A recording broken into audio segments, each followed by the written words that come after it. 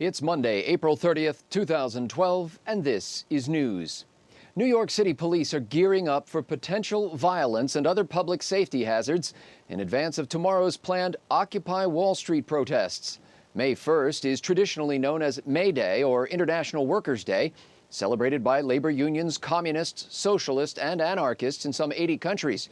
Occupy groups have threatened to express their disgust with the unfairness of the capitalist system by everything from peaceful sit-ins to blocking major tunnels to ordering their Starbucks lattes merely grande instead of venti. President Obama played stand-up comedian at the National Press Club last night, joking about everything from the Secret Service sex scandal to his childhood consumption of dog meat. Even Sarah Palin's getting back into the game, guest hosting on the Today Show, which reminds me of an old saying. What's the difference between a hockey mom and a pit bull? A pit bull is delicious.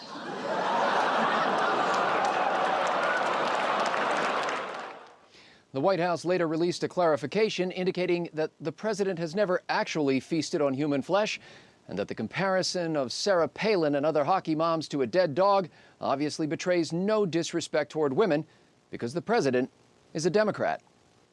Meanwhile, Obama's cavalier attitude about eating dog sparked reaction from the typically left-wing animal rights community. The Humane Society, the Anti-Vivisection League, the People for the Ethical Treatment of Animals released a joint statement noting that it is cruel and wrong to slaughter man's best friend for dinner.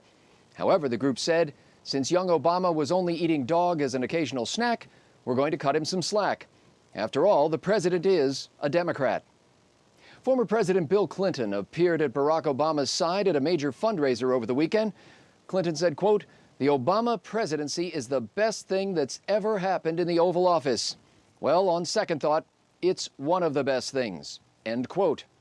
For his part, Obama paid tribute to President Clinton's legacy of reforming welfare, balancing the federal budget, and overseeing years of economic growth, noting that next year he may have the secret formula that Clinton used to make all of that happen: a Republican majority in both houses of Congress. And finally today, Chen Guangcheng, the blind reformer who escaped from house arrest in China, may have sought refuge in the U.S. Embassy. This just days before Secretary of State Hillary Clinton and Treasury Secretary Timothy Geithner visit Beijing to meet with their communist counterparts. Chen ran afoul of Chinese authorities by speaking out against forced abortions and sterilization.